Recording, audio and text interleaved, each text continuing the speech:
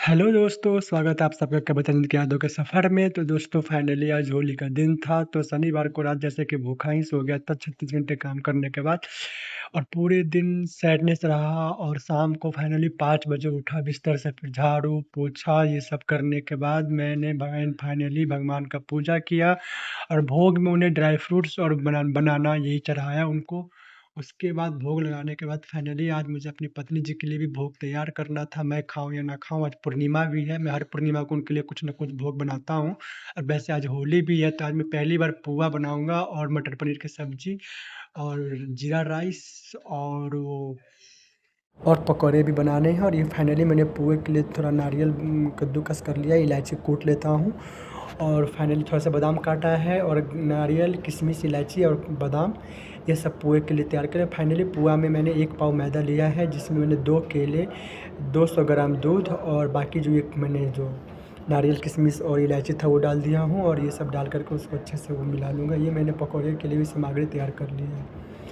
और ये पुदीने की चटनी भी पीसूँगा मैं। पीसने का मतलब मैं मिक्सी है पर मिक्सी यूज़ नहीं करूँगा, थोड़ी सी चटनी पीसूँगा, उसमें ही कूट लूँगा खल में। और ये देखिए पुआ का घोल कितना अच्छा मैंने रेडी कर लिया है। पकौड़े की भी घोल तैयारी है, चटनी पीसने की तैयारी हो रही है। पुदीने की पत्ता, धनिया, बिना लहसुन प्याज का खाना बनेगा, तो सात्विक भोजन बिल्कुल बनाना है। भोग में चाहे पितरों को ही भोग अर्पण करते हैं तो सात्विक बिना लहसुन प्याज का ही करना चाहिए। ये चटनी भी रेडी हो चुकी है, पकौड़े का भी सब कुछ रेडी हो चुका है। काट चुका हूँ मैं पकौड़े के लिए सारी सब्जियाँ। ये मटर पनीर भी रेडी है कट पीट के, पुआ का घोल भी रेडी है, ये पकौड़े का घोल रेडी है, सब कुछ रेडी है। मिर्च, कच्चा केला, हरी मिर्च, गोभी, बैगन, आलू के पकौड़े बनेंगे। ये पकौड़े बहुत ही टेस्टी होते हैं, जो हमारी पत्नी जी का पसंदीदा पकौड़ा है ये। दाल चावल पकौड़ा सात्विक भोजन में तो उनको बहुत तृप्ति मिलती है, तो मुझे बोलती भी थी कि मैं चाहे कितना भी नॉनवेज खा लूँ, लेकिन मुझे ना सात्विक भोजन से ही आनंद मिलता है। लेकिन हम दोनों ने 2023 से नॉनवेज खाना छोड़ दिया था लगभग। फाइनली हमारा पुआ मैं डर डर के बना रहा था, पर देखिए पुआ खूब अच्छा फूला फूला। मैं छोटे छोटे पुआ जानबूझ के बनाया हूँ ताकि प्लेटिंग करने में आसानी हो। हालांकि मेरी मम्मी लोग को दिखता था मैं बड़ा बड़ा पुआ बनाते हुए, लेकिन ये पुआ मुझे छोटे छोटे फूले फूले खूब सुंदर पुआ बना है और बहुत ही अच्छा ये हो गया। थोड़ा सा ये ना देखने में बहुत प्यारा लग रहा था। फाइनली इधर मैंने सब्जी के लिए सरसों तेल गरम करके जीरा, टमाटर और हरी मिर्च और धनिया पत्ता डाल के मैंने इसमें मसाला, हल्दी, धनिया, मिर्च, गरम मसाला ये सब डाल के मैंने इसको मसाला भूनने के लिए डाल दिया है। और फाइनली इधर जीरा राइस भी रेडी हो चुका है, दूसरी सीटी मार दी है।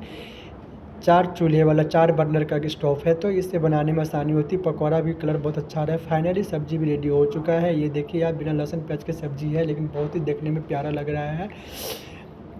इधर पकौड़े भी तल चुके हैं खूब करारे करारे और जीरा राइस भी रेडी है। ये देखिए जीरा राइस, बिल्कुल कितना अच्छी खुशबू आ रही है इसमें से।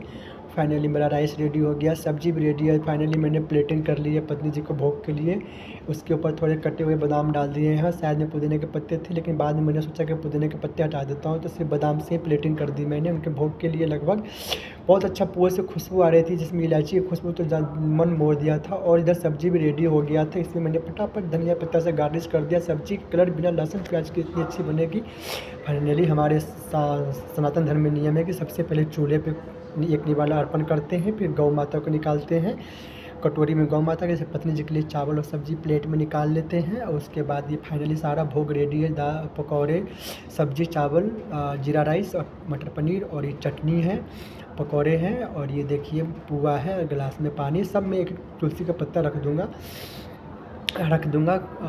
फाइनली हम आ गए अपने जहाँ पे पत्नी जी की तस्वीर है, वहाँ पे मैं नाना नानी और मम्मी जी मेरे बहुत ज़्यादा आदर्श हैं। मैं नाना नानी को आदर्श मानता हूँ, क्योंकि हमारी बचपन से लेके मेरे पाल पोस के उन लोगों ने ही मुझे बड़ा किया है। मेरे पिताजी हमें बचपन में ही, जहाँ तक है कि छोड़ के चले गए थे। जब मेरा जन्म हुआ तो मैं पिताजी को नहीं जानता, क्यों हमें छोड़ के गए हमें नहीं पता। इसके बाद ये है कि पत्नी जी को भी मैंने थोड़ा गुलाल लगाया, सिंदूर लगाया, उनके माथे को चूमे, उनसे थोड़ा प्यार किया और उसके बाद फाइनली मैंने भी उनके गालों से अबीर लेके अपने गालों पे लगाया।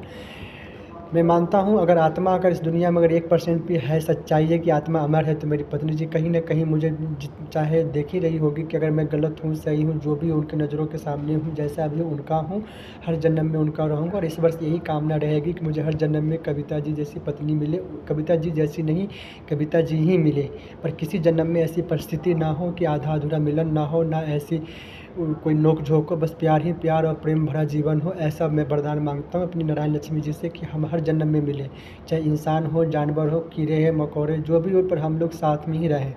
इस बार से यही विनती है। तो मिलते हैं नेक्स्ट ब्लॉग में। आपका दिन शुभ हो। जय श्री कृष्ण, राधे।